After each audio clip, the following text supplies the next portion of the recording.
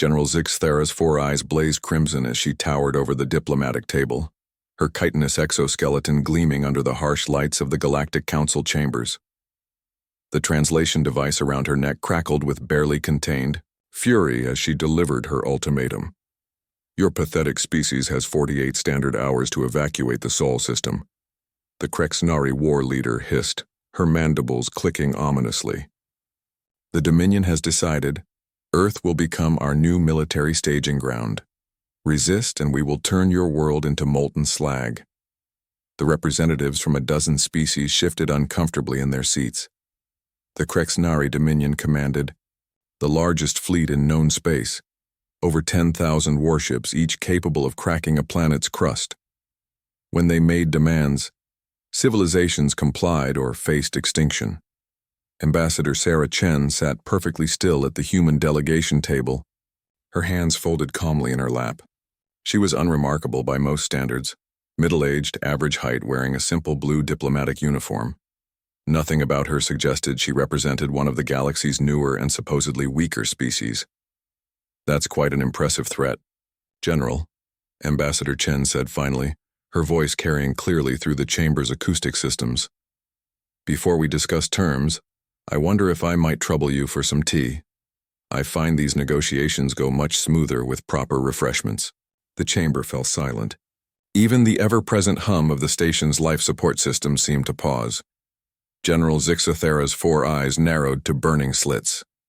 Did you not hear me, human? I am offering you annihilation or exile. There are no other options. Ambassador. Chen smiled, a genuine warm expression that somehow made several alien delegates uncomfortable. Oh, I heard you perfectly. Earl Grey if you have it. Otherwise green tea will do nicely. The general's massive frame trembled with rage. You mock me? Your species controls a single system. We command thousands. Our fleet? Yes, about your fleet. Ambassador Chen interrupted gently, producing a data tablet from her briefcase. I've been reviewing the intelligence reports. 10,347 vessels if our count is accurate. Quite impressive, really. She tapped the tablet's surface and holographic displays materialized above the diplomatic table. Star charts, fleet positions, tactical analyses, all bearing the unmistakable precision of human military intelligence. Your third battle group is currently positioned near the Vega system. Ambassador Chen continued conversationally. The 5th and 7th are conducting exercises in the Rigel sector. The 1st through 2nd battle groups are here, of course, surrounding our little meeting. She gestured toward the station's viewports, where the dark shapes of Krexnari dreadnoughts hung like metallic predators among the stars. General Zixthera's confidence wavered slightly. How do you know your fleet positions? Ambassador Chen's smile widened. Oh, we know quite a lot about your military capabilities, General. For instance, we know your ships rely on centralized command networks. We know your plasma conduits have a critical vulnerability at junction point 77 alpha. We know your shield generators operate on a rotating frequency that cycles every 43 seconds. The holographic displays shifted, showing detailed schematics of Krexnari ship designs, internal layouts, power systems, weapon configurations. Information that should have been impossible for humans to obtain. We also know, Ambassador Chen continued, her tone remaining perfectly pleasant, that 3 weeks ago your engineers discovered a mysterious malfunction in your fleet's navigation computers. Nothing serious, just occasional sensor ghosts, minor course corrections, the odd communication delay. Several alien delegates began to look distinctly uncomfortable. The Krexnari general's mandibles clicked frantically. Those malfunctions weren't malfunctions, were they, General? Ambassador Chen asked. They were us saying hello. The general's voice dropped to a dangerous whisper. Impossible. Our systems are impenetrable. Our security is excellent. Ambassador Chen agreed. It took our people almost 6 months to crack your encryption. 47 different intrusion vectors, countless sleepless nights, and more coffee than any reasonable species should consume. But we're very persistent.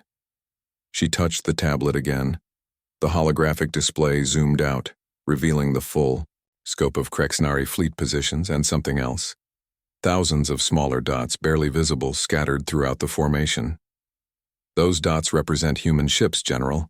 We call them Whispers. Stealth vessels roughly the size of your fighters, but packed with rather unpleasant surprises.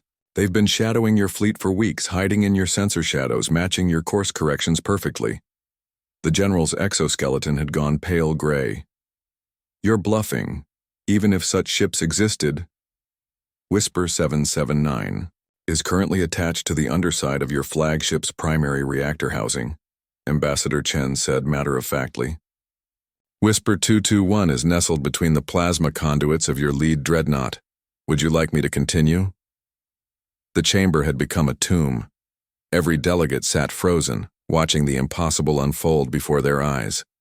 The mighty Krexnari, Dominion, conquerors of worlds, masters of the galaxy's largest fleet, had been outmaneuvered by a species they'd dismissed as primitives. General Zix Thera's 4 eyes darted between the holographic displays and Ambassador Chen's serene face. What do you want? Tea, Ambassador Chen replied promptly. I've been asking for quite some time now. A nervous laugh escaped from one of the alien delegates, quickly stifled. But more importantly, the ambassador continued, we want you to reconsider your position on Earth. You see, General, humanity has spent centuries perfecting the art of making unwelcome visitors rethink their plans. We're quite good at it. She leaned forward slightly, and for the first time her smile carried an edge that made hardened military officers across the chamber shift in their seats. Your fleet is impressive, General, but every single one of your ships is currently one button press away from becoming very expensive debris. Your crews are brave, but they can't fight an enemy they can't see, can't catch, and can't comprehend. Ambassador Chen sat back, her expression returning to its previous warmth. So I have a counter-proposal. You withdraw your forces, we'll recall our Whispers, and perhaps we can discuss a mutually beneficial trade agreement over that tea I mentioned. Earl Grey really would be lovely. General Zixathera stared at the human for a long moment, her alien features unreadable. Then slowly, she reached for her communication device. All battle groups, she said, her voice hollow. Stand down, return to home ports immediately. Ambassador Chen's smile brightened considerably. Wonderful. Now about that tea.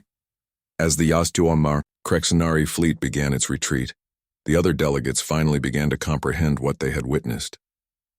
Humanity hadn't revealed superior firepower or advanced technology.